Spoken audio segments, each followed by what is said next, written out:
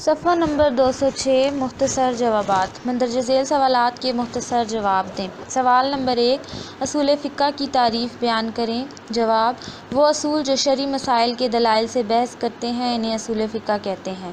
سوال نمبر 2، اسلامی نظام معیشت میں منصفانہ تقسیم سے کیا مراد ہے؟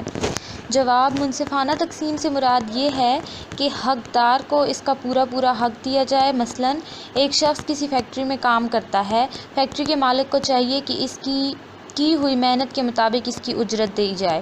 اس طرح کوئی نظارہ کسی کی زمین پر کاشت کرتا ہے، زمین کے مالک کا فرض ہے کہ اس کی محنت کے مطابق اس کا حصہ دے۔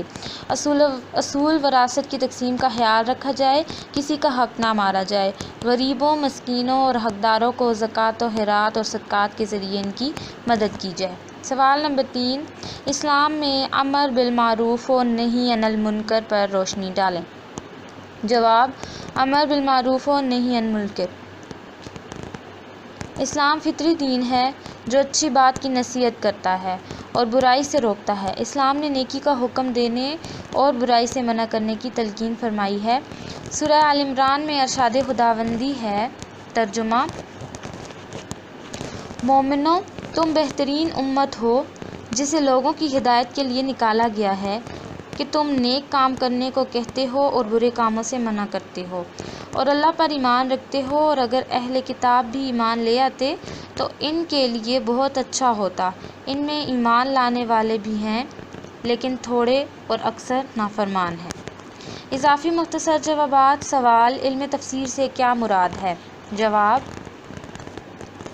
تفسیر وہ علم ہے جس کے ذریعے اللہ تعالیٰ کی کتاب جو نبی کریم صلی اللہ علیہ وسلم پر نازل ہوئی کے مطالب، اس کے احکام اور حکمت بھیجی جاتی ہے۔ قرآنی آیات کے زوال، ان کے متعلقہ واقعات و اسباب نزول نیز مکی و مدنی، محکم و متشابہ، ناسخ و منسوخ، خاص و عام، مطلق و مفید، مجمل و مفصل، حلال و حرام، وعدہ و وعید، امر و نہی اور امر و امثال وغیرہ سے بحث کی جاتی ہے۔ سوال، علم تفسیر کی ترقی پر مختصر نوٹ لکھیں۔ جواب، بنو عباس کے دور سے لے کر اب تک علم تفسیر میں بہت زیادہ ترقی ہوئی ہے۔ بڑے بڑے عالم پیدا ہوئے جنہوں نے مختلف زبانوں میں مثالی تفاسیر لکھیں۔ موجودہ دور کے ماہرین تفسیر نے سابقہ دور میں لکھی گئی تفاسیر کے متن اور روایات کو محفوظ کیا اور بلا سند کسی بھی قول کو درج نہ کیا۔ سوال، علم اصول تفسیر سے کیا مراد ہے؟ جواب، علم اصول تفسیر سے مراد وہ اصول، قوانین اور شرائط وغیرہ ہیں جن پر پورا اترتے ہوئے ایک مفسر کو قرآن پاک کی تفسیر لکھنی چاہیے۔ اصول تفسیر، عربی زبان، اسباب نزول، ناسخ و منسوخ، اسرائیلیات، علم رموز و اوقاف، رسم الخط، محکم و متشابہات اور تقدیم و تاخیر جیسے بہت سے اصول ہیں۔ سوال، اصول علم تفسیر کی ضرورت کیوں محسوس ہوئی؟ جواب، نبی کریم صلی اللہ علیہ وسلم کے زمانہ میں صحابہ کرام رضی اللہ تعالیٰ عنہم براہ راست نبی کریم صلی اللہ علیہ وآلہ وسلم سے فیض یاب ہوتے تھے۔ وہ چونکہ اسباب نزول اور زبان سے مکمل واقفیت رکھتے تھے، اس لیے اس علم کی ضرورت محسوس ہوئی۔ جیسے جیسے عہد رسالت دور ہوتا گیا اور صحابہ و تابعین رضی اللہ تعالیٰ عنہم جو نزول قرآن کے ماحول سے واقفیت رکھتے تھے اٹھتے گئے اور بعد کے لوگوں کے سامنے نئے مسائل پیدا ہونے لگے جن کے جواب قرآن کریم سے حاصل کرنے کے لیے ہر ایک نے اپنے ذوق و فہم کے مطابق سوچنے کی کوشش کی، تو اس سے بعض قرآنی آیات کے سمجھنے میں غلطی کا ارتکاب اور اسرائیلی روایات کو تفسیر میں بلا تحقیق درج کیا جانے لگا، تو ضرورت محسوس ہوئی کہ تفسیر قرآن کے لیے باقاعدہ اصول و قواعد مرتب کیے جائیں۔ سوال، اصول حدیث سے کیا مراد ہے؟ جواب، اصول حدیث وہ علم ہے جس کی بنیاد پر احادیث کو صحیح، حسن اور ضعیف کے درجات دیے گئے ہیں۔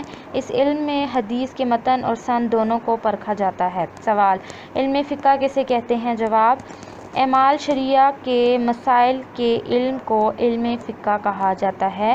ان مسائل میں عبادات اور معاملات تمام طرح کے مسائل شامل ہیں۔ علم فقہ کے ماخذ، علم فقہ کے مندرجہ ذیل 4 ماخذ ہیں۔ نمبر 1 قرآن، نمبر 2 سنت، نمبر 3 قیاس، نمبر 4 اجماع۔ سوال، اصول فقہ کیا ہیں؟ جواب، اصول فقہ کا علم شرعی مسائل کے دلائل سے بحث کرتا ہے۔ سوال، تصوف سے کیا مراد ہے؟ جواب، تصوف دراصل دل کی پاکیزگی اور روح کی طہارت کا نام ہے۔ اصل صوفی وہی ہے جو ہر وقت اللہ تعالیٰ سے اپنا رشتہ جوڑے رکھے اور کوئی ایسا کام نہ کرے جس سے اللہ تعالیٰ ناراض ہوں۔ عبادات میں احسان کا حصول، دل کے امراض پر یعنی کینہ، بغض، حسد، تکبر، حرص اور لالچ وغیرہ کی مذمت، اور خشوع و خضوع، امانت، اخلاص، نیت، عجز و نیاز کے ساتھ حصول نیز ذکر اور اس کی کثرت تصوف کی بنیاد اور اس کے ثمرات ہیں۔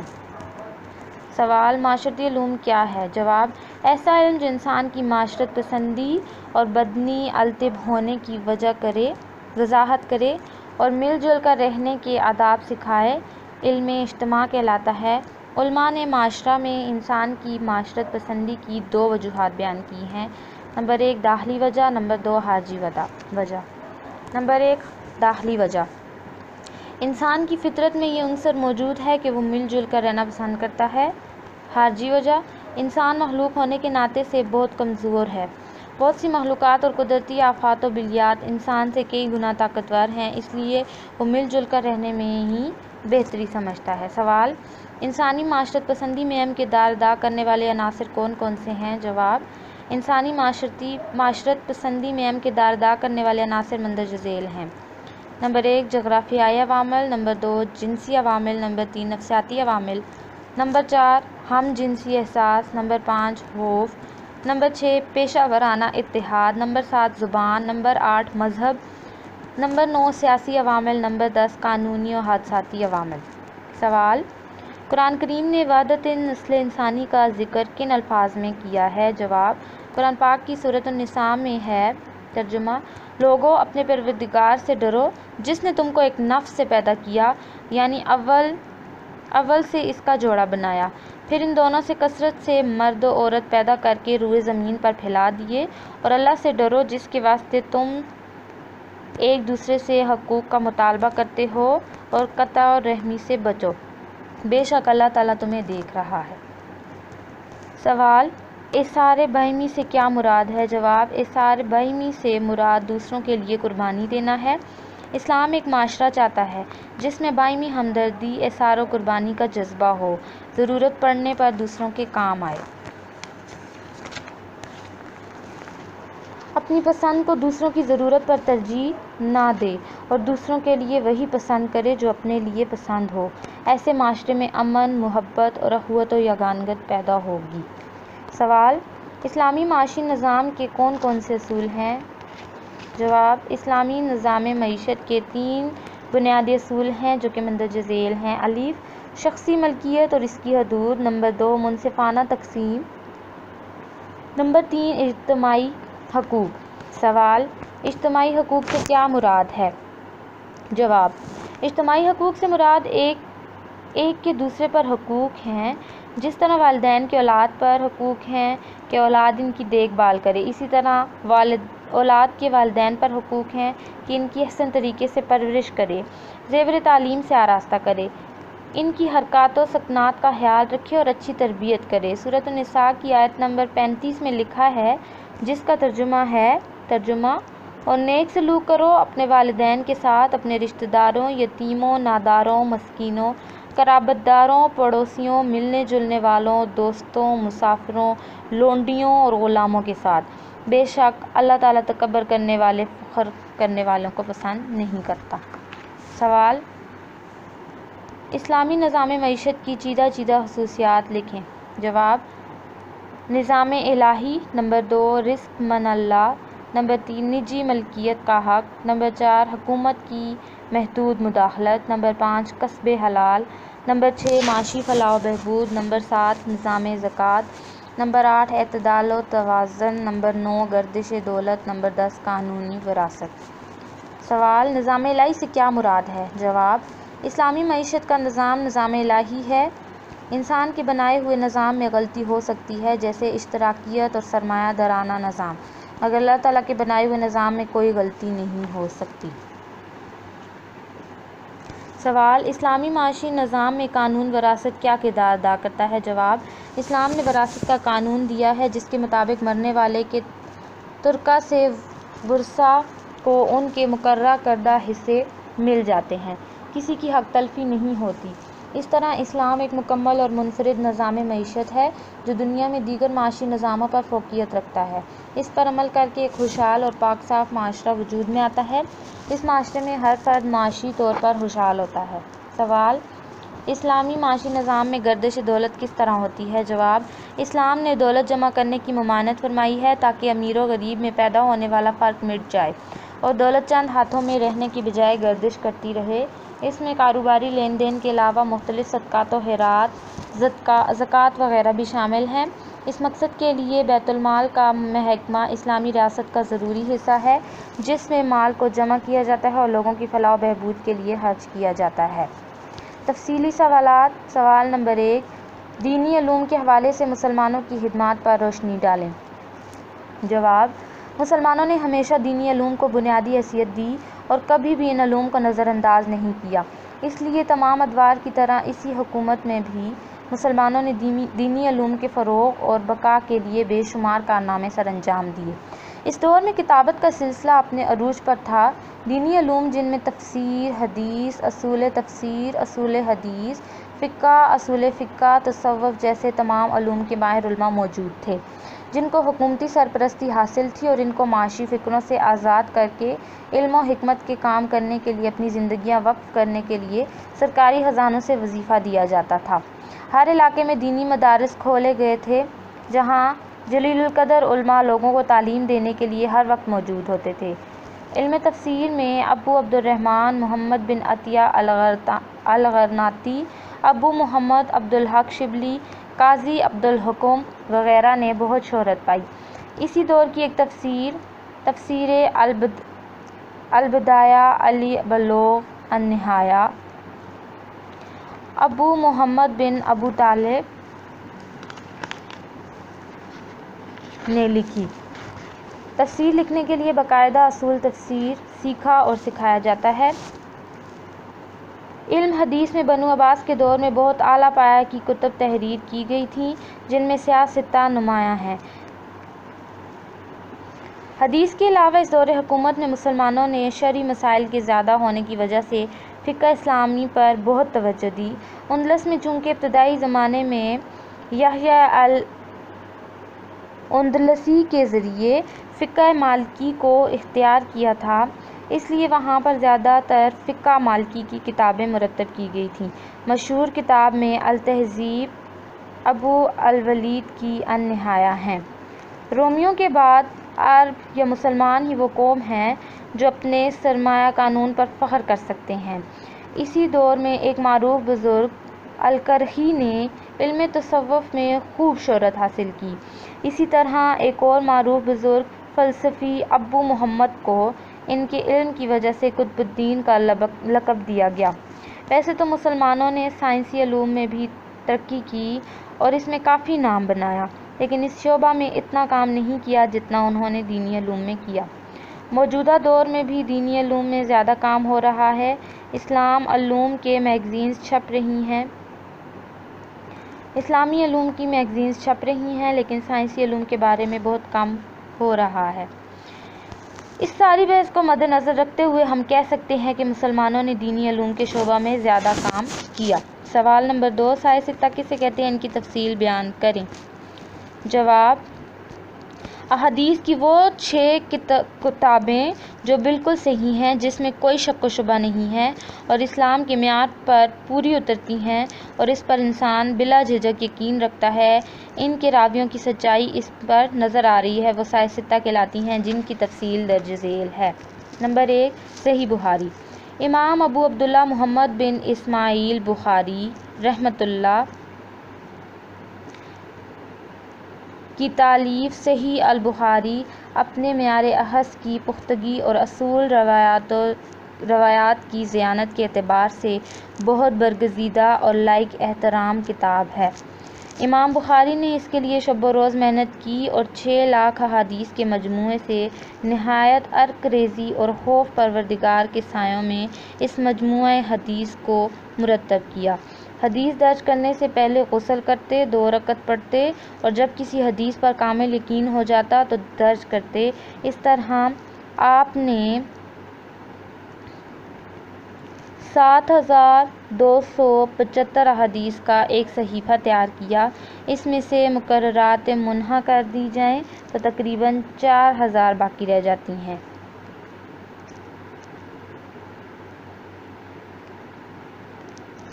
نمبر 2، صحیح مسلم۔ امام ابو الحسین مسلم بن الحجاج القشیری النیسابوری 261 ہجری کی تالیف ہے، جو امام بخاری کی صحیح کے بعد دوسری اہم کتاب ہے۔ صحیح البخاری اور صحیح مسلم کو صحیحین اور ان کی مشترک احادیث کو متفق علیہ کہا جاتا ہے۔ دونوں صحت متن اور جرح و تعدیل کے مضبوط ماپیر کی بنا پر قابل اعتماد اور اسلامی تعلیمات کا سب سے بڑا ماخذ ہیں۔ امام مسلم رحمۃ اللہ علیہ نے یہ کتاب 3 لاکھ احادیث سے انتخاب کی ہے۔ اس میں سے مقررات نکال دی جائیں تو 4000 احادیث باقی رہ جاتی ہیں۔ تہذیب اور حسن تہذیب کے حوالے سے صحیح مسلم کو بلند مقام حاصل ہے۔ نمبر 3، سنن نسائی۔ سنن نسائی امام الحافظ ابو عبدالرحمن بن شعیب النسائی کی تالیف ہے۔ امام النسائی کا برشیوخ حدیث میں سے ہے۔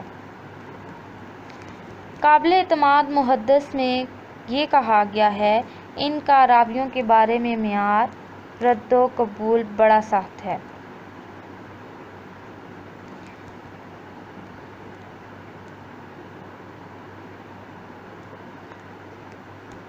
امام النسائی نے احادیث کا ایک بڑا مجموعہ سنن کبریٰ کے نام سے مرتب کیا۔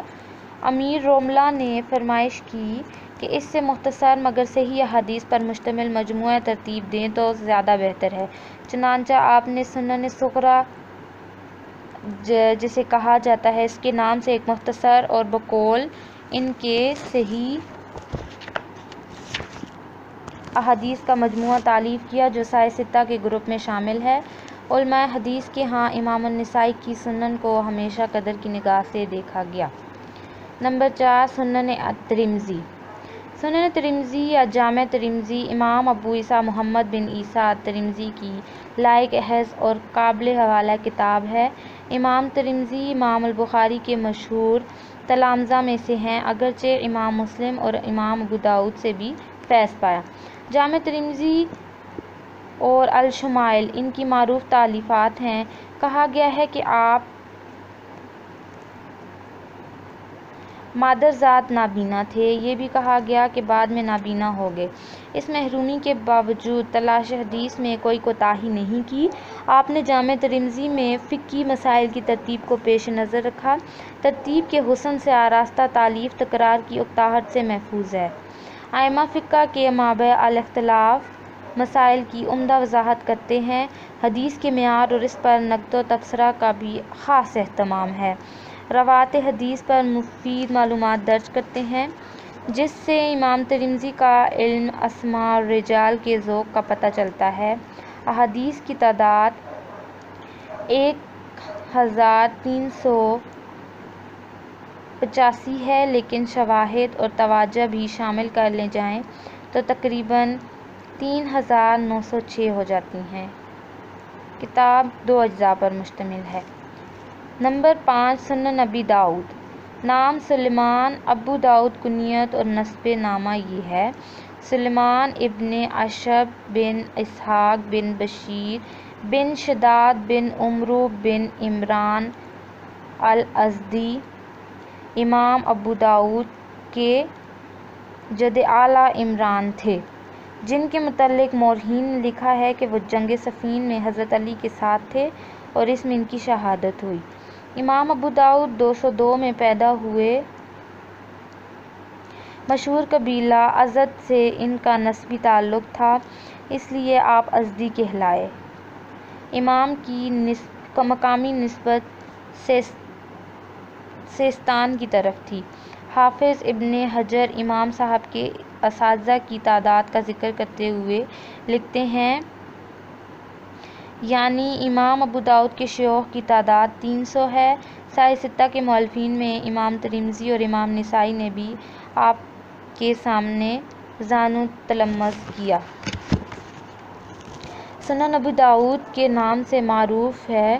یاد رہے کہ سنن حدیث کی اس کتاب کو کہا جاتا ہے جس میں خاص طور پر احکام کی احادیث کو فقہی ابواب ترتیب پر جمع کیا جائے۔ سوال نمبر 3، اسلامی نظام معیشت کی خصوصیات بیان کریں۔ جواب: اسلام ایک مکمل ضابطہ حیات ہے۔ انسان کو قیامت تک آنے والے حالات کے لیے مکمل رہنمائی فراہم کی گئی ہے جو کہ قرآن و سنت کی صورت میں ہمارے پاس محفوظ ہے، جس میں اللہ کی رضا حاصل کرنے کے لیے زندگی کے ہر شعبے کے متعلق احکامات واضح کیے گئے ہیں۔ اسلامی نظام معیشت کی خصوصیات مندرجہ ذیل ہیں۔ الف: 1 الہی نظام، نمبر 2 رزق من اللہ، نمبر 3 نجی ملکیت کا حق، نمبر 4 حکومت کی محدود مداخلت، نمبر 5 کسب حلال، نمبر 6 معاشی فلاح و بہبود، نمبر 7 نظام زکوٰۃ، نمبر 8 اعتدال و توازن، نمبر 9 گردش دولت، نمبر 10 قانون وراثت۔ نمبر 1 الہی نظام۔ اسلامی نظام معیشت اللہ تعالیٰ کا بنایا ہوا ہے۔ یہ انسانوں کا بنایا ہوا نظام نہیں جس میں غلطیاں ہوں۔ انسان کے بنائے ہوئے قواعد و ضوابط اور نظاموں میں یقیناً کمی بیشی ہو سکتی ہے، جیسے اشتراکیت اور سرمایہ دارانہ نظام میں ہے، مگر اللہ رب العزت کے بنائے ہوئے نظام میں کبھی بھی کوئی کمی نہیں ہو سکتی۔ نمبر 2 رزق من اللہ۔ تمام مخلوق کی روزی کا ذمہ دار اللہ تعالیٰ ہے۔ تمام جانداروں کو پیدا کرنے والا اور ان کو رزق فراہم کرنے والی ذات صرف اور صرف اللہ تعالیٰ کی ہے، وہی رازق ہے۔ اللہ تعالیٰ فرماتے ہیں کہ زمین پر چلنے پھرنے والے جتنے بھی جاندار ہیں ان کا رزق میرے ذمہ ہے۔ نمبر 3 اسلامی معاشی نظام میں یہ خصوصیت ہے کہ انسان چاہے جیسے بھی جتنا بھی کمائے، اسے اس بات کا یقین ہوتا ہے کہ جو رزق اس کی قسمت میں اللہ تعالیٰ نے لکھا ہے وہ اسے ہر حال میں مل کر رہے گا۔ نمبر 3 نجی ملکیت کا حق۔ اسلام نے نجی ملکیت کا حق دے کر انسان کو کسب حلال کمانے کی دعوت دی ہے۔ جو کچھ بھی انسان کے پاس ہے وہ اللہ کی طرف سے بطور امانت ہے اور وہ قیود کو مد نظر رکھ کر جس طرح چاہے خرچ کرے۔ اگر زیادہ کماتا ہے تب بھی وہ اس کا مالک ہے، کم کماتا ہے تب بھی وہ اس کا مالک ہے۔ وہ انسان اس مال و دولت کو یہ سوچ کر خرچ کرے کہ آخرت میں اس کا حساب دینا ہوگا۔ نمبر 4 حکومت کی محدود مداخلت۔ اسلام اس امر کو قطعاً پسند نہیں کرتا کہ حکومت کے کاروبار اور معاشی سرگرمیوں میں بے جا مداخلت کرے، بلکہ اسلام لوگوں کو مکمل حقوق اور آزادی فراہم کرتا ہے۔ ہر شخص کو جائز کاروبار کرنے کا پورا حق حاصل ہے، بغیر کسی دباؤ اور مداخلت کے۔ وہ اپنی پوری محنت اور تندی سے اپنے مشاغل میں مصروف کار ہو کر ملکی پیداوار میں اضافہ کرتا ہے۔ نمبر 5 کسب حلال۔ اسلام میں حلال و حرام کی مکمل طور پر وضاحت کی گئی ہے اور روزی کمانے کے لیے انسان کو چند حدود کے اندر رہنے کا حکم دیا گیا ہے، جس پر عمل کر کے صحت مند معاشرہ قائم کیا جا سکتا ہے۔ اسلام کے معاشی نظام میں کسب دولت اور صرف دولت دونوں کے سلسلے میں حلال و حرام کی تمیز کی گئی ہے۔ سود، چوری، ڈاکہ، خیانت، دھوکہ، بیت المال میں غبن، ناپ تول میں کمی، فحاشی پھیلانے والے کاروبار، شراب اور دوسری نشہ آور مصنوعات کی صنعت اور تجارت، جوا، سٹہ اور بیع کے وہ تمام طریقے جو دھوکے یا دباؤ پر مبنی ہوں، جن سے جھگڑا یا فساد پیدا ہونے کا اندیشہ ہو، ان سب کو حرام قرار دیا گیا ہے۔ نمبر 6 معاشی فلاح و بہبود۔ اسلام ایسا دین ہے جو ایک دوسرے کا خیال رکھنے اور احسار و قربانی کا درس دیتا ہے۔ اسی امر کو اسلام کے معاشی نظام میں بھی اہم مقام حاصل ہے۔ مسلمان جو کچھ بھی کماتا ہے اسے نہ تو عیاشی میں اڑا دیتا ہے اور نہ ہی ذخیرہ کر لیتا ہے، بلکہ اسے اپنی ضروریات زندگی پر جائز حد تک خرچ کرنے کے بعد لوگوں کی فلاح و بہبود کے لیے خرچ کرتا ہے۔ اس کو اللہ کا حکم مان کر خرچ کرنے میں اپنی دنیا اور آخرت کا فائدہ حاصل ہوتا ہے۔ قرآن پاک میں ارشاد ہے، تم نیک کاموں میں جو کچھ خرچ کرو گے وہ تم کو پورا پورا واپس ملے گا اور تم پر ہرگز ظلم نہ ہوگا۔ نمبر 7 نظام زکوٰۃ۔ اسی معاشی نظام میں زکوٰۃ سب سے اہم جزو ہے اور یہ خصوصیت صرف اسلامی نظام معیشت کو ہی حاصل ہے۔ مقررہ مقدار کے مال پر سال گزر جانے کے بعد اس کا 2.5% اللہ کی راہ میں خرچ کرنے کے لیے نکالا جاتا ہے، اسے زکوٰۃ کہا جاتا ہے۔ یہ ہر صاحب نصاب پر فرض ہے۔ اسے معاشی نظام کے علاوہ ایمان کا لازمی جز قرار دیا گیا ہے۔ اس سے انسان کا نفس اور مال دونوں پاک ہوتا ہے، اور وہ لوگ جو اپنے معاشی حالات کے خراب ہونے کی وجہ سے بنیادی ضروریات زندگی سے محروم ہوتے ہیں، ان کی مالی مدد ہوتی ہے۔ نمبر 8، اعتدال و توازن۔ اسلام کے معاشی نظام میں نہ تو فرد کی انفرادی حیثیت کو ختم کیا جاتا ہے اور نہ ہی اجتماعیت کے فوائد کو نظر انداز کیا جاتا ہے، جبکہ اس کے برعکس دنیا میں رائج شدہ معاشی نظام انتہا پسند نظام ہے۔ اسلام کسب حلال کے ساتھ ساتھ صرف دولت میں بھی اعتدال و توازن کو پسند کرتا ہے۔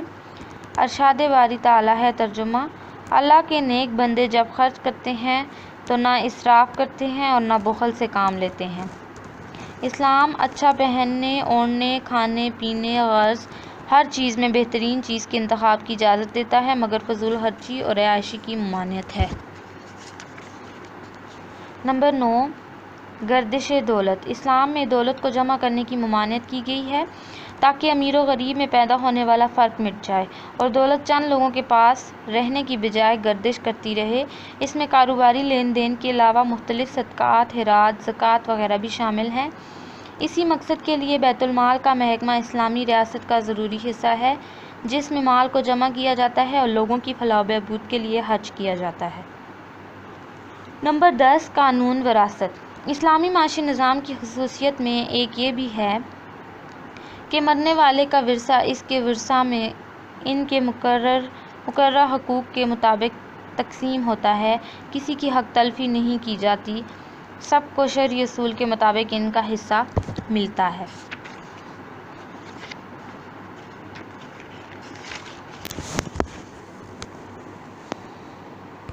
سوال نمبر 4، مسلمانوں نے سائنسی علوم میں کون کون سے کارنامے سر انجام دیے ہیں؟ جواب: سائنسی علوم میں مسلمانوں کی خدمات۔ مسلمانوں نے سائنسی علوم میں بے حد ترقی کی۔ سائنسی علوم میں علم کیمیا، علم طبیعیات، علم النفس، علم فلکیات، علم ریاضی، علم زراعت اور علم بحار وغیرہ شامل ہیں۔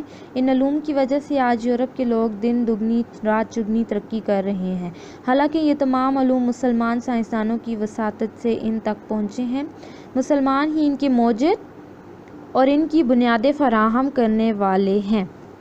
علم کیمیا، یہ اس علم کا نام ہے جس میں مختلف عناصر کو کیمیائی طریقوں سے ملانے سے نئے مرکبات بنتے ہیں، اور نئے بننے والے مرکبات کی خصوصیات پہلے والے عناصر سے مختلف ہوتی ہے۔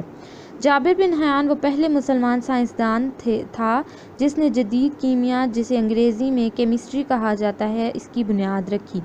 اس سے پہلے قدیم کیمیا کا نظریہ یہ تھا کہ سونا بنانے کے لیے کیا تراکیب استعمال کی جاتی ہیں۔ یونانی اور دیگر لوگوں نے زیادہ تر اپنا وقت اس میں لگایا کہ کیسے سونا بنایا جائے۔ جابر بن حیان نے آنے والی نسلوں کو یہ راستہ دکھایا کہ علم کیمیا صرف سونا بنانا اور تلاش کرنا نہیں ہے، بلکہ اسے لوگوں کے فائدے کے لیے استعمال کیا جائے۔ جابر بن حیان نے علم کیمیا پر تقریباً 70 رسائل اور بہت سی کتابیں لکھیں، جن میں کتاب البیان، کتاب التجدید، کتاب الاسرار وغیرہ شامل ہیں۔ جابر نے اپنی کتابوں میں فولاد بنانے، چمڑا رنگنے، مختلف دھاتوں کے مرکبات، مختلف تیزاب اور بالوں کی خضاب بنانے کے طریقے اور اصول وغیرہ لکھے۔ ان کے علاوہ اس کا اہم کارنامہ 3 معدنی تیزابوں کی دریافت ہے۔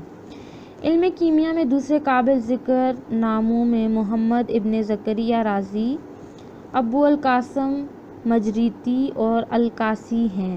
ان کی کتابوں کے ترجمے لاطینی اور دیگر مغربی زبانوں میں کیے گئے ہیں۔ ان کے علاوہ ابن الواسیہ، یعقوب ابن اسحاق الکندی اور ابن سینا وغیرہ بھی مسلمان کیمیا دانوں میں شامل ہیں۔ علم طبیعیات۔ علم طبیعیات وہ علم ہے جسے انگریزی میں فزکس کہا جاتا ہے۔ اس میں میکانیات، حرارت، روشنی، مقناطیسیت، سیاروں اور خلاؤں کا مطالعہ شامل ہے۔ یونانی کتابوں کے ترجمے کرنے کے علاوہ مسلمانوں نے اس شعبہ میں بہت سے نئے تصورات ایجاد کیے جن سے آج تک تمام دنیا مستفید ہو رہی ہے۔ مثلاً ابن الہیثم کے نظریات، جو کہ زیادہ تر روشنی اور آنکھ کے بارے میں ہیں۔ اس کی مشہور تصانیف میں المناظر ہے، جس میں روشنی پر مکمل معلومات موجود ہیں۔ اس کے علاوہ بھی ان کی اور بہت سی کتب اور تصانیف ہیں۔ ابو علی سینا نے طبیعت میں قدرتی اجسام یعنی مادہ، ان کی حرکت اور سکون کا مطالعہ کیا اور بہت سی نئی چیزیں دریافت کر کے علم طبیعت میں اپنا اہم کردار ادا کیا۔ ابو البرکات البغدادی کی کتاب المعتبر میں طبیعت کے موضوع پر بحث موجود ہے۔ چینی اور یونانی مقناطیسی کشش سے واقف تھے، لیکن مسلمان سائنسدانوں نے پہلی دفعہ ان کے عملی فوائد کتب نما کی صورت میں ظاہر کیے، جس میں فن جہاز رانی میں ترقی ہوئی۔ محمد علوفی کی جوامع میں سب سے پہلے اس کا ذکر کیا گیا۔ آنکھ اور روشنی کا تعلق اور خصوصیات، کیمرہ کی ایجاد، قیمتی پتھروں کے وزن کرنے کے طریقے اور دیگر مائعات کے وزن، مخصوصہ اسپیسیفک گریویٹی کے اصول، درجہ حرارت معلوم کرنے کے طریقے اور قوس قزح کی تشکیل جیسے بنیادی تصورات مسلمان سائنسدانوں کے کارنامے و خدمات میں ہیں۔ علم فلکیات، اس کو علم الہیات اور ایسٹرونومی بھی کہا جاتا ہے۔ علم فلکیات میں مسلمانوں نے کارہائے نمایاں انجام دیے۔ اس علم میں کائنات کی ہندسی ساخت سے بحث کی جاتی ہے، جس کے ماتحت اجرام فلکی کی دوری، حرکات کے قواعد و ضوابط کیے جاتے ہیں۔ ان حرکات کی توضیح کے لیے متحرک نمونے، ماڈلز بنائے جاتے ہیں۔ رابرٹ بریفالٹ مسلمانوں کی علمی خدمات کا اعتراف کرتے ہوئے کہتا ہے کہ دنیائے حاضر پر اسلامی علوم و فنون کا بڑا احسان ہے۔ عربوں نے علم کے ان تمام سرچشموں سے جو دستیاب ہو سکتے تھے اپنا علم حاصل کیا۔ انہوں نے قدیم علوم میں تحقیق کی نئی روح پیدا کی، ریاضیات کو ترقی دی اور تجربے اور مشاہدے کی پیمائش کے اسلوب اختیار کیے۔ انہوں نے یونانیوں کے علمی نظریات پر تنقید بھی کی اور ان میں اضافہ بھی کیا۔ اس دور میں یورپ میں صرف پادری پڑھے لکھے ہوتے تھے۔ اس کے برعکس مسلمان دنیا کا یہ حال تھا کہ تقریباً تمام لوگ پڑھے لکھے تھے اور سب کو علم حاصل کرنے کی پوری آزادی تھی۔ اس لیے علم و دانش میں ان کی مثال ملنا ناممکن ہے۔ مورخین کے مطابق 8ویں صدی سے لے کر 14ویں صدی تک صرف اور صرف مسلمان سائنسدان ہی مشہور تھے۔ ان کے علوم نے دنیا کے ہر خطے میں علم و حکمت کے دروازے کھولے اور دنیا کو نئے نئے علوم سے روشناس کرایا۔ ہر طرف مدارس اور جامعات بنائے، کتب خانے بنائے جن سے ہر کوئی مستفید ہو سکتا تھا، یہاں تک کہ غیر مسلم اور عیسائی بھی۔ اس علم کے ایسے اثرات تھے کہ بہت جلد اندلس کے اصلی باشندے بھی اسلام قبول کرنے لگے اور بعض غیر مسلم لوگ اپنے بچوں کے نام مسلمانوں کے ناموں پر رکھنے لگے۔ ہر طرف مسلمانوں کی عزت ہوتی تھی اور دور دور سے لوگ سیکھنے کے لیے ان کے پاس آتے تھے۔ نئی نئی چیزوں کی ایجادات ہوتی تھیں اور علوم کو لوگوں کی فلاح و بہبود کے لیے استعمال کیا جانے لگا تھا۔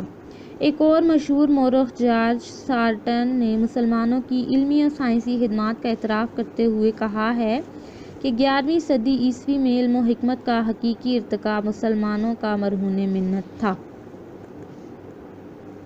سوال نمبر 5، علم الاجتماع سے کیا مراد ہے؟ جواب: تمام لوگوں کے علم حاصل کرنے کو علم الاجتماع کہتے ہیں۔ علم کا حاصل کرنا ہر مسلمان مرد اور عورت پر فرض ہے۔ علم ایک لازوال دولت ہے۔ علم ترقی کا زینہ ہے اور کامیابی کی کنجی ہے۔ آج کے دور میں علم کی اہمیت سے کوئی بھی انکار نہیں کر سکتا۔ یہی اہمیت اللہ تعالیٰ نے اس وقت بتائی تھی جب انسان کو دنیا میں خلیفہ بنا کر بھیجا گیا تھا۔ امت کو اسے ہر دور میں یاد رکھنا چاہیے۔ اگر ہم علم حاصل کر کے اللہ تعالیٰ کی تعلیمات پر عمل کریں گے تو نہ صرف دنیا ہمارے قدموں میں ڈھیر ہوگی بلکہ آخرت میں بھی سنور جائے گی۔ ہر دور میں مسلمانوں نے علم کو فروغ دینے کے لیے بے حد خدمات سر انجام دی ہیں اور اشاعت علم میں اپنا حصہ ڈالا ہے۔ عصر حاضر میں اشاعت علم کے لیے ہر فرد اور گروہ کو ممکنہ کوششیں کرنی چاہیے اور مستقبل میں امت کو علم کی منازل طے کرنے میں مدد دینی چاہیے۔ اس لیے ضروری امر یہ ہے کہ سب سے پہلے ہر فرد کو علم حاصل کرنا چاہیے، اسے اپنی زندگی کا اولین فریضہ سمجھنا چاہیے۔ اسی طرح اگر امت کا ہر فرد پڑھا لکھا ہوگا تو یقیناً معاشرہ خوشحال ہوگا۔ مسلمان ہر شعبہ زندگی میں کامیاب ہوں گے۔ نہ صرف ایک فرد ایک گروہ، ایک علاقہ اور ملک خوشحال ہوگا، بلکہ اس کا اثر پوری امت پر پڑے گا اور مستقبل بہتر ہوگا۔ علم کی اشاعت اور حصول میں فرد و اجتماع کو یہ کوشش کرنی ہوگی کہ نہ صرف اپنے دینی ورثہ کو سنبھال کر رکھنا ہے اور اس کو اپنے اندر سمونا ہے، بلکہ دنیاوی علوم کو بھی حاصل کرنا ہے۔ اس میں معاشی، معاشرتی، سائنسی تمام طرح کے علوم شامل ہیں۔ سوال نمبر 6، کون سے عناصر انسان کو معاشرت پسند بناتے ہیں؟ جواب،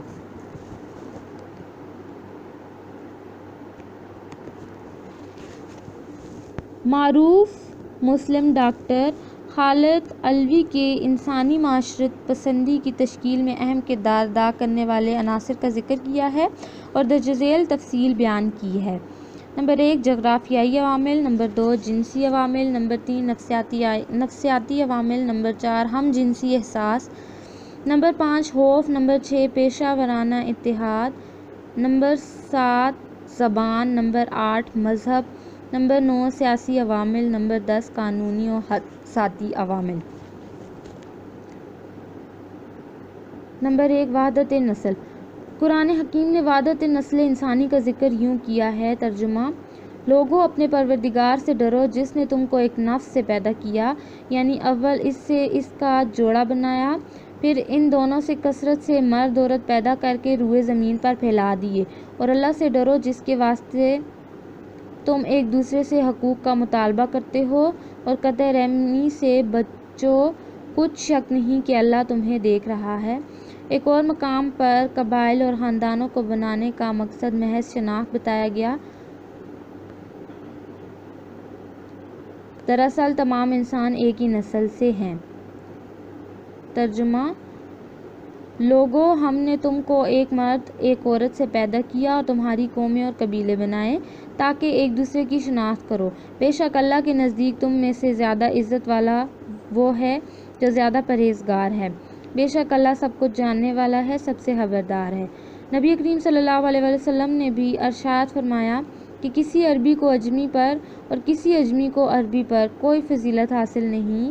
تم سب آدم علیہ السلام کی اولاد ہو اور آدم علیہ السلام مٹی سے پیدا کیے گئے تھے۔ نمبر 2، وحدت فکر۔ اسلام نے وحدت فکر کا بھی درس دیا تاکہ انسان فکری لحاظ سے بکھر نہ جائیں اور ایک ہی لڑی میں پروئے رہیں۔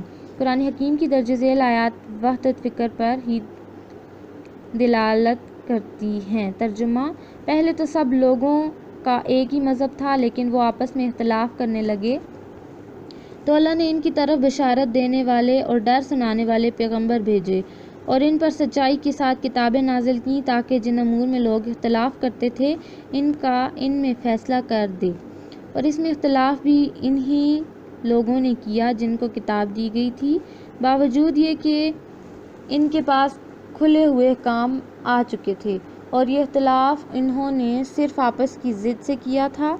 جس امر حق میں وہ اختلاف کرتے تھے، اللہ نے اپنی مہربانی سے مومنوں کو اس کی راہ دکھا دی، اور اللہ جس کو چاہتا ہے سیدھا رستہ دکھا دیتا ہے۔ ترجمہ، دین تو اللہ کے نزدیک اسلام ہی ہے، اور اہل کتاب نے جو اس دین سے اختلاف کیا تو علم حاصل ہونے کے بعد آپس کی ضد سے کیا، اور جو شخص اللہ کی آیتوں کو نہ مانے تو اللہ جلد حساب لینے والا ہے۔ نمبر 3، امر بالمعروف و نہی عن المنکر۔ اسلام ایسے معاشرے کی تشکیل چاہتا ہے جہاں خیر اور بھلائی کی قوتوں کا راج ہو، اسی طرح برائی اور بے حیائی کی قوتوں کی بے قی ہو۔ نبی کریم صلی اللہ علیہ وسلم کا ارشاد گرامی ہے کہ جس معاشرے میں باہمی خیر کے قیام اور شر کے مٹانے کی سعی نہ ہو وہ بالآخر ہلاک ہو جاتا ہے۔ ارشاد باری تعالیٰ ہے، ترجمہ، مومنو تم بہترین امت ہو جسے لوگوں کی ہدایت کے لیے نکالا گیا ہے کہ تم نیک کام کرنے کو کہتے ہو اور برے کاموں سے منع کرتے ہو اور اللہ پر ایمان رکھتے ہو، اور اگر اہل کتاب بھی ایمان لے آئیں تو ان کے لیے بہت اچھا ہوتا۔ ان میں ایمان لانے والے بھی قلیل لیکن تھوڑے اور اکثر نافرمان تھے۔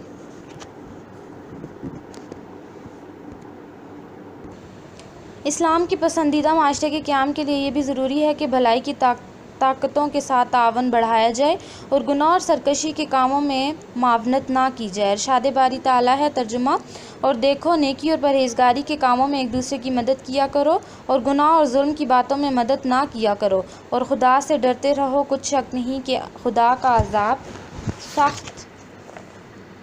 سخت ہے۔ نمبر 4، ایثار باہمی۔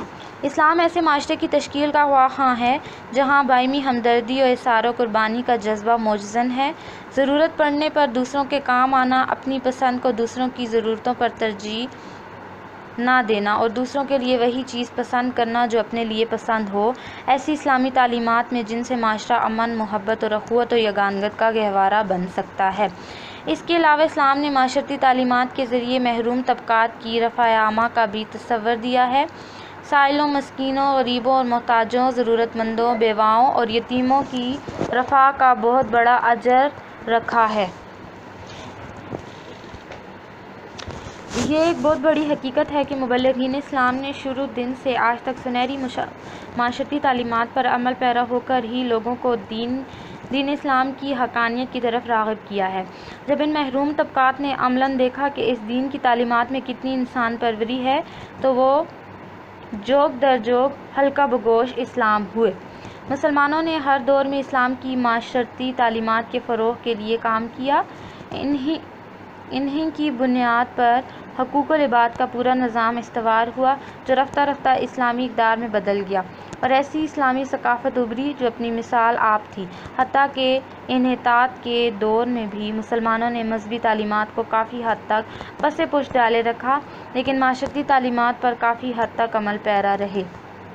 حکومتی اور غیر حکومتی اداروں کی خدمات۔ اگر نبی کریم صلی اللہ علیہ وسلم کا یہ فرمان کہ تم میں سے ہر ایک نگہبان ہے اور ہر کسی سے اس کی رعیت کے بارے میں پوچھا جائے گا پیش نظر رکھا جائے تو انفرادی اور اجتماعی طور پر یہ بات بالکل عیاں ہوتی ہے کہ کس نے کیا کرنا ہے اور کس کے ذمہ کون سا حقوق فرائض ہیں۔ اسلامی نظام حیات میں حکومت کا فرض ہوتا ہے کہ وہ ریاست میں اللہ تعالیٰ کی حاکمیت اعلیٰ کے تصور کو واضح کرتے ہوئے بحیثیت مجموعی شریعت اسلامیہ کے نفاذ کو یقینی بنائے، اجتماعی عدل و انصاف اور شرعی نظام قائم کرے، تمام لوگوں کے حقوق کی پاسداری کرتے ہوئے ان کی جان و مال، عزت و آبرو اور شخصی آزادی نیز رائے اور مسلک کی آزادی کو یقینی بنائے۔ اسی طرح معاشرے میں قانونی اور معاشرتی مساوات قائم کرے اور اس ضمن میں رنگ و نسل، زبان، عقیدے، ذات پات حتیٰ کہ مذہبی امتیازات کو بھی ختم کرے۔ جہاں تک مسلمانوں کے مختلف ادوار کا تعلق ہے، ان میں مسلمان حکمران نہ صرف غیر مسلموں سے حسن سلوک رکھتے رہے بلکہ تاریخ شاہد ہے کہ انہوں نے اپنی رعایا کی فلاح و بہبود کے لیے کوئی دقیقہ فروغ گذاشت نہیں کیا۔ دور نبوت، خلفائے راشدین، بنو امیہ اور بنو عباس کے ادوار میں حکومتی اور غیر حکومتی اداروں کی خدمات سے رعایا مستفید ہوتی رہی۔ اس ضمن میں عہد سلاطین کا دور سنہری باب سمجھا جاتا ہے۔ سلطان صلاح الدین ایوبی کے بارے میں مورخین متفق ہیں کہ وہ بذات خود بہترین سپہ سالار کے علاوہ ہر دل عزیز معاشرتی مسلح کی حیثیت رکھتے تھے۔ برصغیر پاک و ہند میں بھی مسلمان حکمرانوں نے معاشرتی فلاح و بہبود کا خاص خیال رکھا۔ رفع عامہ کے کئی منصوبے پایہ تکمیل کو پہنچے اور عوام خوشحال ہوئے۔ غیر حکومتی اداروں میں خاندان بحیثیت ادارہ، مسجد بحیثیت ادارہ مکتب بحیثیت ادارہ اور مجموعی معاشرے کا کردار بھی نظر انداز نہیں کیا جا سکتا۔ مسلمانوں کی تاریخ کے مطالعے سے یہ بات عیاں ہوتی ہے کہ اگر کبھی حکومتی سطح پر ماحول زوال پذیر بھی ہو اور حکومت اپنے فرائض سے غفلت کی مرتکب بھی ہوئی تو دیگر معاشرتی اداروں نے مسلمانوں کی معاشرتی روایات و اقتدار کو سینے سے لگائے رکھا اور معاشرتی حسن کا باعث بنتے رہے۔ کہا جا سکتا ہے کہ آج کے دور میں سول سوسائٹی یا NGOs جو کردار ادا کرنے کی حامی بھرتی ہیں، وہ کردار مسلمانوں کے معاشرتی نظام کا حصہ ہے۔ اسلام نے حقوق العباد کے ذریعے حقوق و فرائض کا ایسا جامع نظام عطا کیا ہے کہ جس پر عمل کرنے سے کوئی بھی معاشرہ ہر قسم کے تعصبات کی آلائشوں سے پاک ہو سکتا ہے۔ ضرورت اس امر کی ہے کہ سب سے پہلے لوگوں کے دل و دماغ میں اسلامی تعلیمات کی روح راسخ کر دی جائے۔ صفحہ نمبر 225، سوال نمبر 7 آپ کے خیال میں مسلمانوں نے کس شعبے میں سب سے زیادہ کام کیے؟ جواب: مسلمانوں نے معاشرتی، معاشی اور دینی علوم میں بہت خدمات سر انجام دی ہیں۔ دین میں تو اس قدر تحقیق کی کہ وہ سائنسی علوم تک پہنچ گئے۔ سائنسی علوم میں علم کیمیا، علم طبیعیات، علم النفس، علم فلکیات، علم ریاضی، علم زراعت اور علم احمار وغیرہ میں بہت ترقی کی۔ جس وقت یورپ جہالت کی تاریکیوں میں ڈوبا ہوا تھا، اس کے لوگ کھانے پینے کے آداب تک سے ناواقف تھے، اس وقت مسلمان سائنسدان تعلیم و تحقیق میں آسمان کی بلندیوں کو چھو رہے تھے۔ یہ مسلمان سائنسدانوں کے کارنامے تھے جن کی بدولت آج یورپ کے لوگ اپنی ایجادات پر فخر کرتے ہیں۔ حالانکہ یہ تمام علوم مسلمان سائنسدانوں کی بدولت ہی یورپ تک پہنچے۔ مسلمان ہی ان کے موجد اور ان کی بنیادیں فراہم کرنے والے ہیں۔ علم کیمیا: جابر بن حیان وہ پہلا مسلمان سائنسدان تھا جس نے علم کیمیا کی بنیاد رکھی۔ انہوں نے 70 سے زیادہ رسالے اور بہت سی کتابیں لکھیں، جن میں کتاب البیان، کتاب التجدید، کتاب الاسرار وغیرہ شامل ہیں۔ انہوں نے فولاد بنانے، چمڑا رنگنے، مختلف دھاتوں کے مرکبات، مختلف تیزاب اور رنگ بنانے کے طریقے اور اس کے اصول لکھے۔ جابر بن حیان کے علاوہ محمد ابن زکریا رازی، ابو القاسم مجریتی اور الکاسی ہیں جن کی کتابوں کے ترجمے لاطینی اور مغربی زبانوں میں ہوئے اور دوسرے ممالک میں علم کی شمع روشن ہوئی۔ علم طبیعیات: علم طبیعیات میں مسلمانوں نے بہت سے نئے تصورات ایجاد کیے جن سے آج تک تمام دنیا فائدہ لے رہی ہے۔ ابن الہیثم کے نظریات جو کہ زیادہ تر روشنی اور آنکھ کے متعلق ہیں، دنیا میں آج بھی مشہور ہیں۔ ان کی مشہور تصانیف میں المناظر بہت مشہور ہوئی۔ اس میں روشنی پر مکمل معلومات ہیں۔ ابو علی سینا نے قدرتی اجسام کا مطالعہ کیا اور بہت سی نئی چیزیں دریافت کر کے علم طبیعیات میں اپنا لوہا منوایا۔ ابو البرکات البغدادی نے اپنی تصنیف المعتبر میں طبیعیات کے موضوع پر سیر حاصل تبصرہ کیا۔ مسلمان سائنسدانوں نے قطب نما بنا کر جہاز رانی میں ترقی کو آسان بنایا۔ آنکھ اور روشنی کے تعلق سے کیمرہ ایجاد ہوا۔ قیمتی پتھروں کے وزن کرنے کے طریقے، دیگر مائعات کے وزن مخصوص معلوم کرنے کے اصول، درجہ حرارت معلوم کرنے کے طریقے اور کوس و قزح کی تشکیل جیسے بنیادی تصورات بھی مسلمان سائنسدانوں کے کارنامے ہیں۔ علم فلکیات: بنو عباس کے عہد میں دارالحکومت کے نام سے ایک ادارہ قائم کیا گیا جس میں یونانی کتابوں کا عربی ترجمہ کیا گیا۔ انہوں نے عملی تجربات و مشاہدات کے لیے رصدگاہیں بنائیں اور بہت سی کتابیں تحریر کیں جن میں یعقوب بن طارق نے زیج محلول فی السندھ ہند رجتہ درجتہ، احمد بن کثیر الفرغانی کتاب العلل اور ترکیب الافلاک کے نام سے کتابیں تحریر کریں۔ عمر ابن الغیر خان الطبری، یحییٰ بن ابی منصور، محمد بن موسیٰ الخوارزمی الفرغانی، الکندی البطانی وغیرہ شامل ہیں۔ ان کے علاوہ بھی ایک طویل فہرست ہے جنہوں نے علم فلکیات میں کام کر کے آنے والی نسلوں کے لیے قیمتی ذخیرہ چھوڑا ہے۔ علم ریاضیات: مسلمانوں نے علم ریاضیات میں دیگر علوم کی طرح بہت ترقی کی اور اپنی صلاحیتوں کو بروئے کار لا کر ایسے کارنامے سر انجام دیے جن کی مثال آج تک نہیں ملتی۔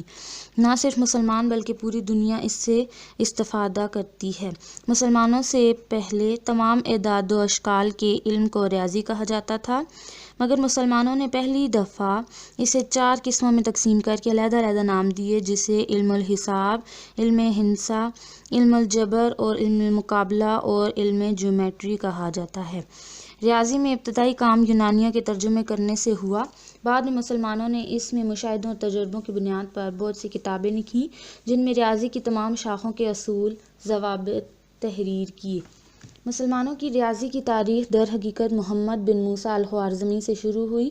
اس کی مشہور کتاب المختصر فی حساب الجبر و المقابلہ الکندی ہے۔ الکندی پہلا ریاضی دان تھا جس نے ریاضی کی تقریباً تمام شاخوں پر باقاعدہ جامع رسالے لکھے۔ اس کے بعد اس کا شاگرد احمد سرخسی اپنے دور کا بہترین ریاضی دان تھا۔ اس کے علاوہ موسیٰ خوارزمی الفرغانی، حبش الحساب، ابن الہیثم البیرونی،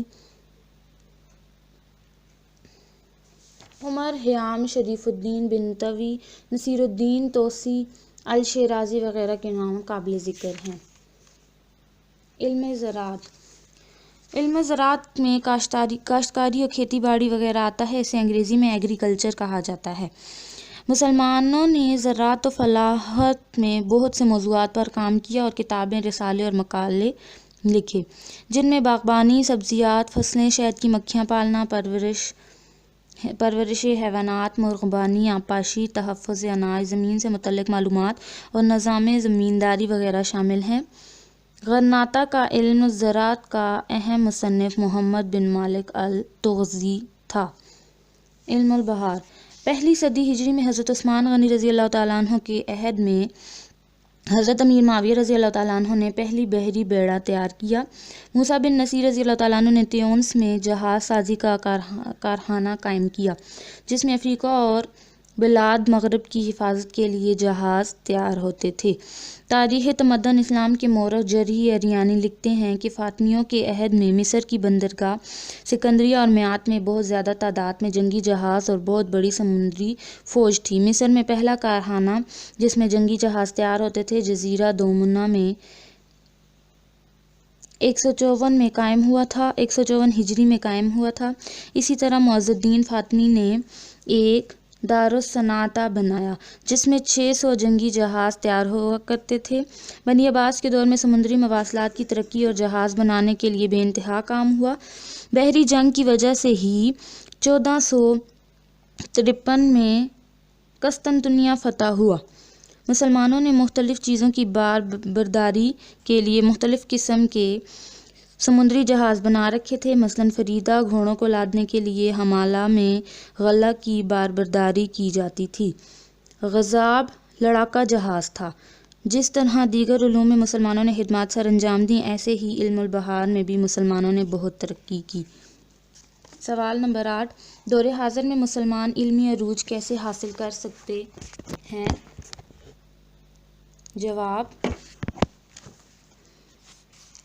علم کی بدولت مسلمانوں نے بہت تھوڑے عرصے میں عرب سے عجم تک اپنی سلطنت قائم کی اور علم و حکمت کے میدان میں گراں نقد خدمات سر انجام دے کر پوری دنیا پر حکمرانی کی۔ مسلمانوں نے علم کی وراثت کو چھوڑ دیا اور غیروں نے اپنا کر ترقی کی منازل طے کی اور سپر پاور بن گئے۔ دور حاضر اور مستقبل میں مندرجہ ذیل اقدامات کر کے مسلمان دوبارہ دنیا میں ترقی کر سکتے ہیں۔ نہیں ہے نا امید اقبال اپنی کشت ویراں سے، ذرا نم ہو تو یہ مٹی بڑی زرخیز ہے ساقی۔ نمبر 1، اسلامی تعلیمات کو عام کرنا۔ اسلام ایسا دین ہے جو کسی مخصوص وقت، مخصوص قوم یا علاقے کے لیے نہیں ہے، بلکہ قیامت تک آنے والے تمام انسانیت کے لیے ہے۔ مسلمانوں کو چاہیے کہ دین اسلام کی تعلیمات کو بنیاد بنائیں اور ان پر عمل کر کے دنیا جہان کو مسخر کریں۔ قرآن و سنت میں قیامت تک کے لیے علوم موجود ہیں، اگر ضرورت ہے تو اس غور و فکر کرنے کی، وقت دینے کی۔ اسلامی تعلیمات کو اتنا پھیلایا جائے کہ کوئی بھی اس علم سے محروم نہ رہے۔ نمبر 2، مشترکہ زبان کو رائج کرنا۔ عربی مسلمانوں کی مشترکہ زبان ہونی چاہیے اور ہر مسلمان کو آنی چاہیے تاکہ ہر طرح کا علم حاصل کرنا سب کے لیے ممکن ہو۔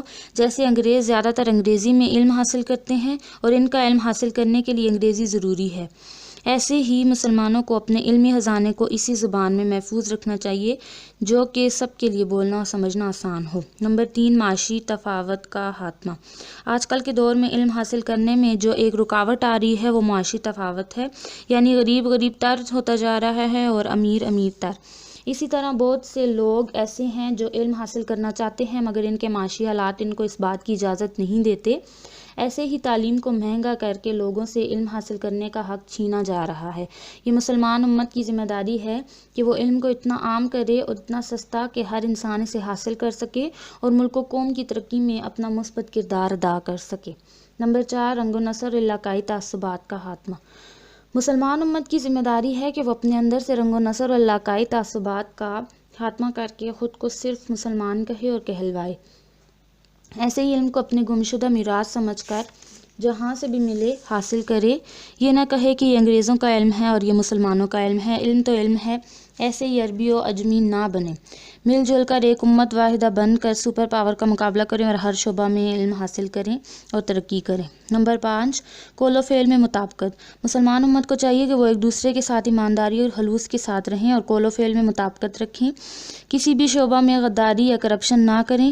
اگر کسی ملک کے ساتھ کوئی وعدہ کریں تو اسے پورا کریں اور علم حاصل کرنے کے لیے صرف زبانی معاہدے نہ کریں بلکہ ان پر عمل بھی کریں۔ نمبر 6، مشترکہ تعلیمی پالیسی۔ مسلمان تقریباً دنیا کے ہر ملک میں آباد ہیں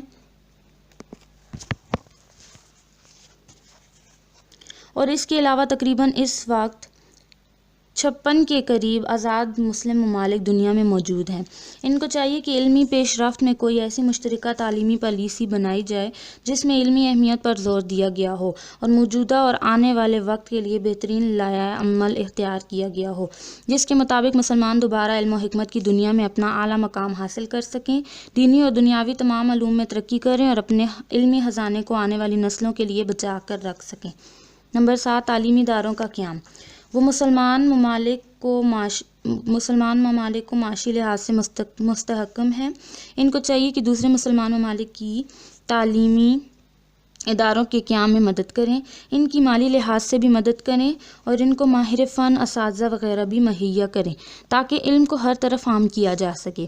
ایسے ہی اپنے ملک میں بھی زیادہ سے زیادہ معیاری تعلیم ادارے قائم کیے جائیں جہاں ہر طرح کے جدید علوم حاصل کرنے کی سہولیات میسر ہوں۔ نمبر 8، طلباء کی معاشی مدد کرنا۔ وہ مسلمان طلباء و طالبات جو معاشی حالات کے خراب ہونے کی وجہ سے علم نہیں حاصل کر سکتے، ان کو وظائف کی صورت میں مدد فراہم کی جائے۔ اس لیے حکومت کو چاہیے کہ وہ حکومتی بجٹ میں اس مقصد کے لیے ایک مخصوص حصہ الگ کر دے۔ ایسے ہی پڑوسی مسلمان ممالک بھی دوسرے مسلمان بھائیوں کی مدد کر سکتے ہیں۔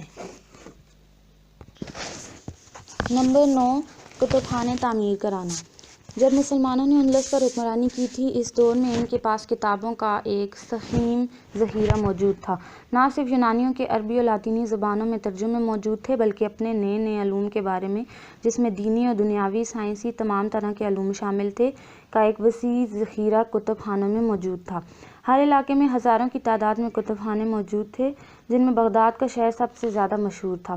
مگر جب مسلمانوں پر زوال آیا تو فاتح بغداد نے اس خزانے کو نیست و نابود کر دیا، کچھ جلا دیا، کچھ دریا میں بہا دیا اور کچھ اپنے علاقوں میں لے گئے، آج جن کی بنیاد پر وہ ترقی کر رہے ہیں۔ مسلمان امت کو چاہیے کہ وہ اس سنہری دور کی طرح اب بھی اپنے کتب خانوں میں اضافہ کریں اور اپنی علمی وراثت کو اپنے کتب خانوں میں محفوظ کریں تاکہ تحقیق کی راہیں کھلیں اور علمی شعبہ میں ترقی ہو۔ نمبر 10، سائنسی علوم کو فروغ دینا۔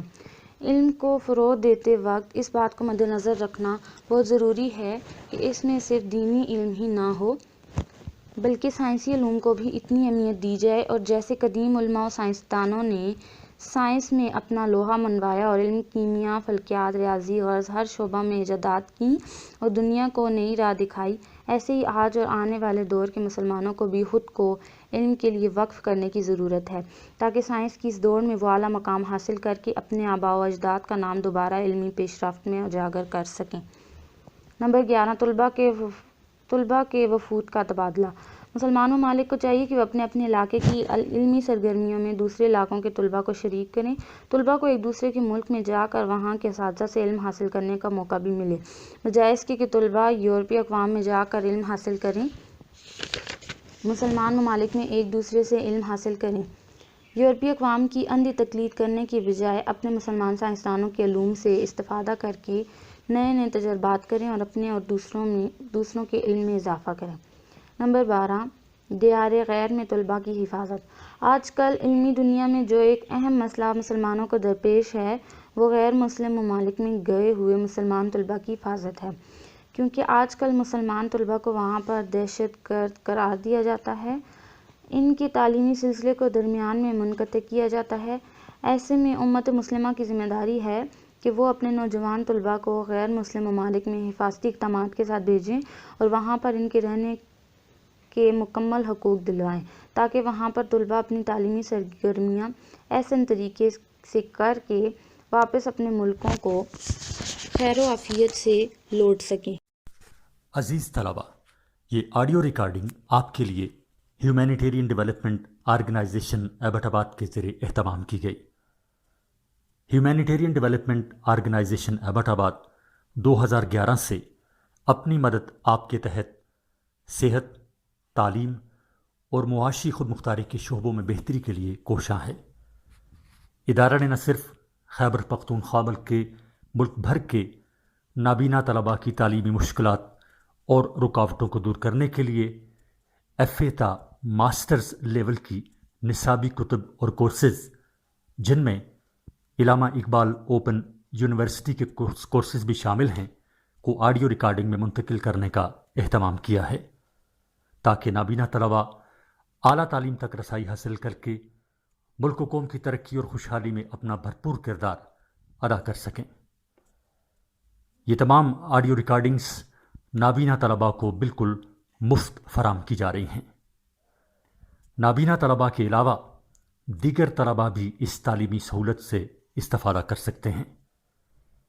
ہیومینیٹیرین ڈیولپمنٹ آرگنائزیشن ایبٹ آباد، ای میل HDOATD@gmail.com، ویب سائٹ HDORG.net، رابطہ نمبر 03459541-838 یعنی 0345 95 41 838۔ صفحہ نمبر 233، باب چہارم، اسلام کا نظام حکومت اور ریاست، حصہ اول، معجزی سوالات۔ سوال نمبر 1، درج ذیل بیانات کے 4 ممکنہ جوابات دیے گئے ہیں، درست جواب پر ٹک کا نشان لگائیں۔ نمبر 1، اسلامی نظام حکومت کا تصور ہے کہ الف سربراہ ریاست مسلمان ہو، ب آبادی کی اکثریت مسلمان ہو، جیم ریاست میں اسلامی قوانین ہوں، دال آئین اسلامی ہو اور ملک میں اللہ کی حاکمیت ہو۔ درست جواب ہے دال، آئین اسلامی ہو اور ملک میں اللہ تعالیٰ کی حاکمیت ہو۔ نمبر 2، نبی کریم صلی اللہ علیہ وآلہ وسلم نے فرمایا، اسلام اور حکومت اور ریاست دو ہیں، الف ستون، ب جڑواں بھائی، جیم رکھوالے، دال بنیادیں۔ درست جواب ہے ب جڑواں بھائی۔ نمبر 3، حضور صلی اللہ علیہ وآلہ وسلم کی مدینہ تشریف آوری کے بعد ایک طریقہ سے بنیاد بنا کر صرف 10 سال کے عرصے میں اسلامی حکومت قائم ہوئی، وہ تھا الف حضور صلی اللہ علیہ وسلم کا طرز عمل، ب انصار کا احصار، جیم میثاق مدینہ، دال ہجرت مدینہ۔ درست جواب ہے جیم میثاق مدینہ۔ نمبر 4، فرمان خداوندی ہے، اور کہہ دو کہ حق آ گیا اور باطل نابود ہو گیا، بے شک باطل ہے، الف پنپنے والا، ب قائم رہنے والا، جیم آنے والا، دال مٹنے والا۔ درست جواب ہے دال مٹنے والا۔ نمبر 5، اسلامی نظام حکومت کی بنیاد یہ ہے کہ الف حکم دینے کے اختیارات اللہ تعالیٰ کے پاس ہوں، ب قانون بنانے کے اختیارات انسان کے پاس ہوں، جیم حکم دینے کے اختیارات اور قانون بنانے کے اختیارات انسان کے پاس نہ ہوں، دال تینوں غلط ہیں۔ درست جواب ہے جیم حکم دینے کے اختیارات اور قانون بنانے کے اختیارات انسان کے پاس نہ ہوں۔ نمبر 6، اللہ تعالیٰ کا فرمان ہے، اور جو اللہ کے نازل فرمائے ہوئے احکام کے مطابق حکم نہ دے تو ایسے لوگ ہیں، الف اللہ والے، ب حق پر، جیم فلاح پانے والے، دال کافر۔ درست جواب ہے دال کافر۔ نمبر 7، الا لہ الخلق والامر کا ترجمہ ہے، الف دیکھو سب مخلوق اسی کی ہے اور حکم بھی اس کی ہے، ب دیکھو سب مخلوق میری ہے اور حکم انسان کا، جیم سب مخلوق میری ہے، دال سب مخلوق میری ہوگی۔ درست جواب ہے الف دیکھو سب مخلوق اسی کی ہے اور حکم بھی اسی کا ہے۔ نمبر 8، ان الحکم الا للہ کا مطلب ہے، الف اللہ کے لیے حکم انسان کا ہے، ب اللہ کے سوا کسی کی حکومت نہیں، جیم اللہ ہی کا حکم ہے، دال تینوں درست ہیں۔ درست جواب ہے ب اللہ کے سوا کسی کی حکومت نہیں۔ نمبر 9، اسلامی ریاست میں اقتدار اعلیٰ کا مالک ہے، الف اللہ تعالیٰ، ب صدر، جیم وزیر اعظم، دال مقننہ۔ درست جواب ہے الف اللہ تعالیٰ۔ نمبر 10، اسلامی حکومت کا کام اقتدار اعلیٰ کے احکام، الف ماننا ہے، ب منوانا ہے، جیم پر عمل کرانا ہے، دال کا اعلان کرنا ہے۔ درست جواب ہے جیم پر عمل کرنا ہے۔ نمبر 11، اگر شریعت علیہ میں صریح احکامات نہ ہوں تو ایسی صورت میں قانون سازی کرے گی، الف قومی اسمبلی، ب سینٹ، جیم اہل اجتہاد کی اجتماعی رائے، دال الف اور ب درست جواب ہے جیم، اہل اجتہاد کی اجتماعی رائے۔ نمبر 12، مسلمان حکمران کی حیثیت ایک خلیفہ کی ہوتی ہے، وہ اللہ تعالیٰ کے احکام پر عمل کروانے کے لیے فراہم کرتا ہے۔ الف قانون، ب مقننہ، جیم ماحول، دال احکام۔ درست جواب ہے جیم ماحول۔ نمبر 13، مسلمان جب تک علم، سیاست اور صنعت و تجارت میں مغرب کے محتاج رہیں گے، الف مغرب سہارا دیتا رہے گا، ب مغرب ان کا خون چوستا رہے گا، جیم مغرب ان کی مدد کرتا رہے گا، دال تینوں غلط ہیں۔ درست جواب ہے ب مغرب ان کا خون چوستا رہے گا۔ نمبر 14، مسلمان تباہی، قتل و غارت، خون ریزی اور خودکشی میں مبتلا ہیں، اس کی وجہ ہے الف ناخواندگی، ب اکنامکس سے ناپیدی، جیم مغربیت سے دوری، دال مغربیت کی فرمانرورداری۔ درست جواب ہے دال مغربیت کی فرمانروائی۔ نمبر 15، اگر مسلمانوں کی خواہش ہے کہ نئے سرے سے اپنی زندگی کا آغاز کریں اور غیروں کی غلامی سے آزاد ہوں تو ان کے لیے ضروری ہوگا کہ وہ الف تعلیمی خود مختاری حاصل کریں، ب علمی کی عادت حاصل کریں، جیم نئے نئے علوم سیکھیں، دال محنت شاقہ کی عادت بنائیں۔ درست جواب ہے جیم نئے نئے علوم سیکھیں۔ نمبر 16، اللہ کی زمین پر قائم ہونی چاہیے، الف اللہ کی حکمرانی، ب مسلمانوں کی حکمرانی، جیم اللہ کے ایک ماننے والوں کی حکمرانی، دال تینوں درست ہیں۔ درست جواب ہے الف اللہ کی حکمرانی۔ نمبر 17، اسلامی ریاست و حکومت کا فرض ہے کہ وہ معاشی نظام بنانے کے لیے عمل کرے کہ الف بلا وجہ شخصی ملکیت کے حق کو گزند نہ پہنچے، ب زکوٰۃ کا نظام قائم رہے، جیم سود اور جوئے کی حرمت قائم رہے، دال تینوں درست ہیں۔ درست جواب ہے دال تینوں درست ہیں۔ نمبر 18، اسلامی ریاست کی خصوصیت ہے کہ الف فرمانروائی اللہ تعالیٰ کی ہو، ب رسول صلی اللہ علیہ وسلم کو شارع مانا جائے، جیم انسان کو خلیفہ مانا جائے، دال تینوں درست ہیں۔ درست جواب ہے دال۔ نمبر 19، اسلامی نظام حکومت میں الف اقتدار اعلیٰ کا مالک اللہ تعالیٰ ہے، ب ریاست میں امر بالمعروف و نہی عن المنکر کا راج ہے، جیم دینوی امور عملی طور پر اخروی فلاح سے منسلک ہوں، دال تینوں درست ہیں۔ درست جواب ہے جیم دینوی امور عملی طور پر اخروی فلاح سے منسلک ہوں۔ نمبر 20، اسلام نے زندگی کے ہر شعبہ میں کچھ حدود، قیود اور اصول و ضوابط مقرر کیے ہیں۔ یہ حدود قیود یہ ہیں کہ زندگی کے تمام پہلوؤں میں قائم ہو، الف توازن اور اعتدال، ب مضبوط عدل، جیم اللہ تعالیٰ کی حاکمیت، دال رسول صلی اللہ علیہ وسلم کی حاکمیت۔ درست جواب ہے الف توازن اور اعتدال۔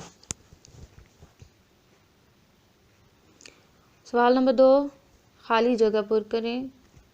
الف اللہ کی زمین پر اللہ ہی کی ڈیش قائم ہونی چاہیے، حاکمیت، ب اسلام میں حکومت اور ڈیش دو جڑواں بھائی ہیں، ریاست، جیم نبی کریم صلی اللہ علیہ وسلم نے ڈیش میں اسلامی ریاست قائم کی، مدینہ، دال تسخیر کائنات کا سفر ڈیش پر منتج ہوتا ہے، معرفت الہی، ہے اسلام نے امر بالمعروف اور ڈیش کا واضح نظام دیا ہے، نہی عن المنکر، واو انسان کی حیثیت زمین پر اللہ کے ڈیش کی ہے، نائب، زال دین اسلام نے اجر و اجیر کے ڈیش مقرر کیے، حقوق،